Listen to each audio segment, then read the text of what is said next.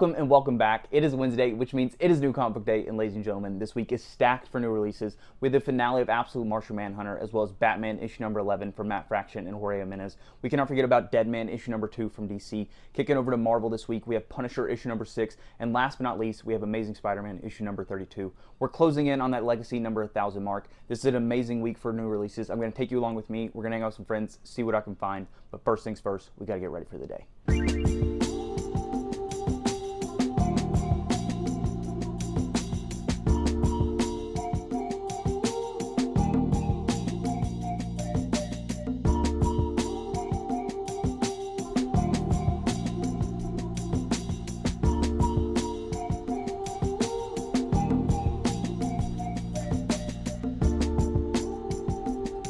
I just finished reading Escape issue 8, and the story just keeps getting better and better. If you remember in last week's video, this was in my top 5 ongoings of 2026, but if you don't know what Escape is about, we're following Milton Shaw, an experienced bomber pilot who's fighting against a fascist empire, and now his plane has been taken down in the very city he just brought to ruins.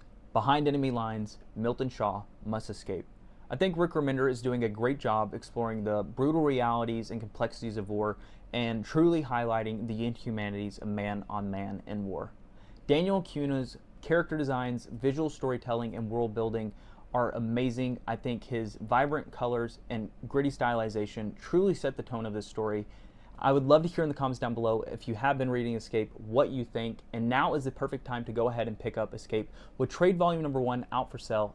In yesterday's video, I was able to find the brand new Upper Deck DC Annual Booster Box, so I'm going to open a pack. Let's see what I get. The booster box comes with 5 cards per pack and 6 packs per box. This is my second pack I'm ripping open. Let's see what I'm able to find. Yesterday, I was able to pull the Sandman variant, so hopefully I'm able to get some good luck. I really enjoy the fact that they have the information on the back of these cards in case you don't know what card you pulled. This is the Batgirl Barbara Gordon, so this is the second Batgirl I was able to pull. Super awesome to add to the collection. I think this might be the best one. Here we have Heartless from Nightwing. Look at this card. This is so sweet. That beautiful, beautiful artwork. I just love that. Next we have Killer Croc, another awesome pull here.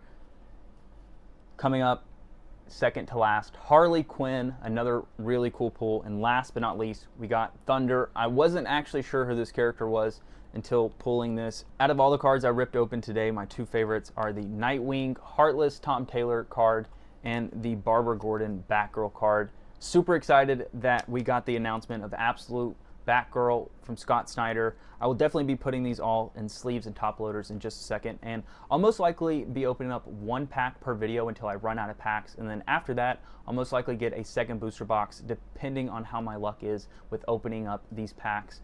But super fun segment of the video. I really like doing this. I love the artwork on these cards, and I think it's super cool that they have the infographic on the back. Like, look at the artwork on this hollow foil Killer Croc, just super nice to look at. Just got the Heartless DC annual card put in a top loader, and that looks so clean. It has this really cool quote on the back.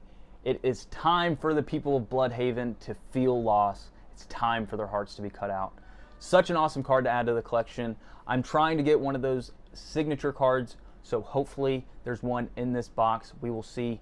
Stay tuned. As mentioned before, we'll open up 1 pack per video, but that is what I was able to pull today. About to head out to the shop. Before I leave, wanted to show you what I bring with me to the shop on New Comic Book Day. The first thing I have in my bag is my comic notebook. This tracks what I'm reading, what I'm spending, and what I want to read next. So at the front here, I have my entire reading log, and then once you jump to page 100, you go into my budget for the next month, as well as my back issue budget for the week. So this is for the week of July 1st.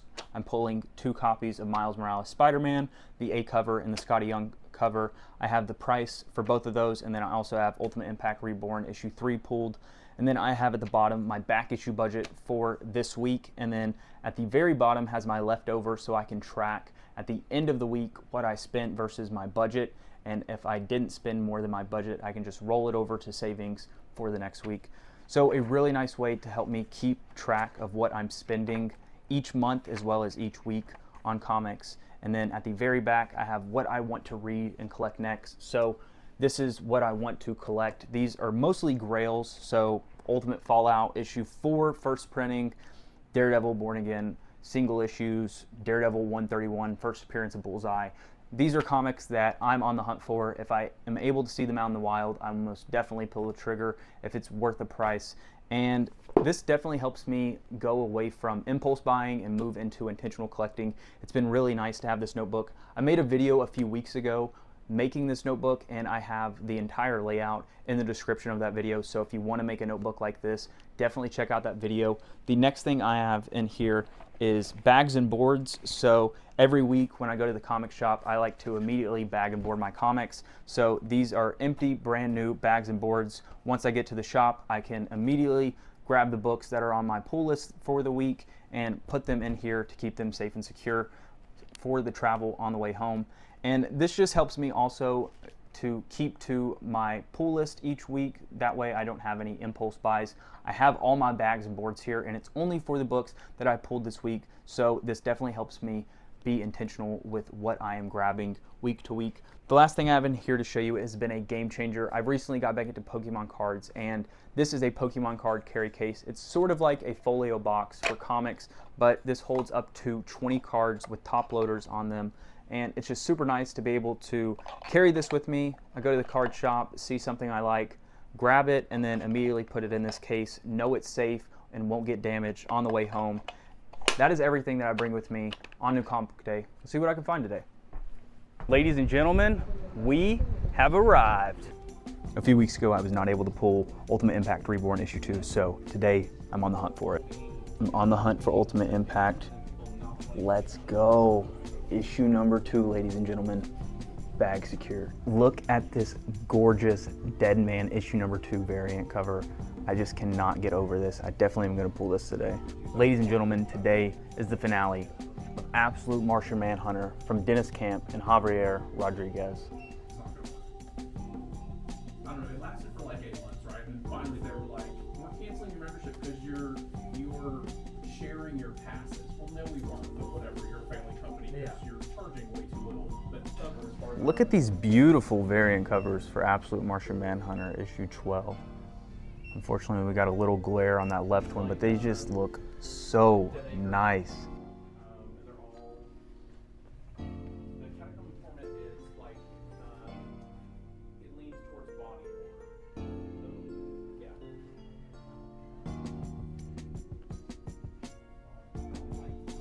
Let's charge it up in the sun. And then A few books this week that weren't on the pull list, but are coming home with me. Deadman issue 2 variant. Ultimate Impact Reborn issue 2. I pulled issue 3 and really enjoyed issue 1, so I want to keep reading this mini-series. And last but not least, Ultimate Universe finale. I really enjoyed Ultimate Endgame, so I'm excited to see what every author has to say for each story. I think we were going to end up with like over the top Jason Momoa as over the top Lobo. Nope.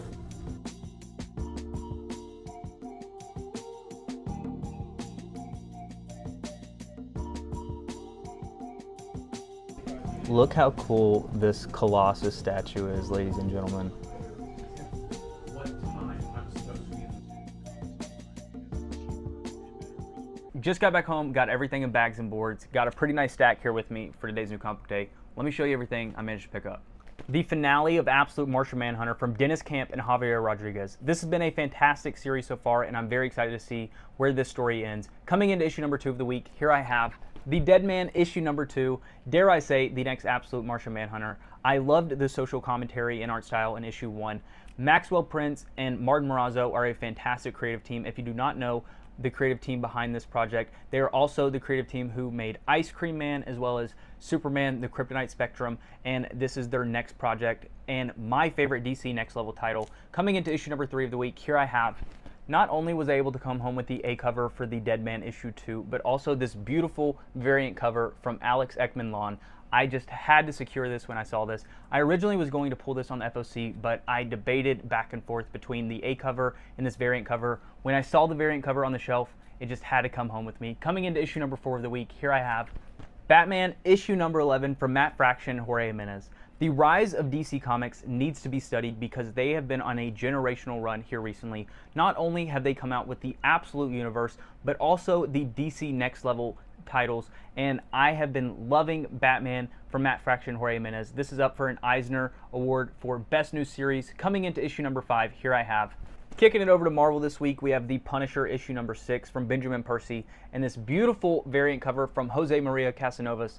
When I saw this on the FOC list, I just had to snag this. I love the details in the background, especially with the bounty for Frank Castle.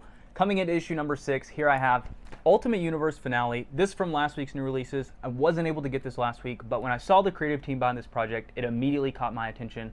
Ultimate X-Men from Peach Momoko, as well as Jonathan Hickman's Ultimate Spider-Man, are two stories that truly got me into ongoing comics, and I'm so incredibly grateful for both those stories. Coming into issue number 7, here I have Ultimate Impact Reborn issue 2. I was not able to grab this last week, but I really enjoyed issue 1. We get the introduction of a brand new Wonder Man introducing Vin Lerner, and I'm excited to see where this miniseries continues to go. Coming into issue number 8, my last pickup of the week, here I have Young Hellboy Thrilling Sky Adventures. I cannot lie to you, I grabbed this book because I was interested in starting to read Hellboy when I saw there was a miniseries coming out. I thought there was no better time than now, but this story just isn't for me. But that is everything I managed to pick up this week. Thank you all so much for watching. I cannot thank you enough for the love and support here lately.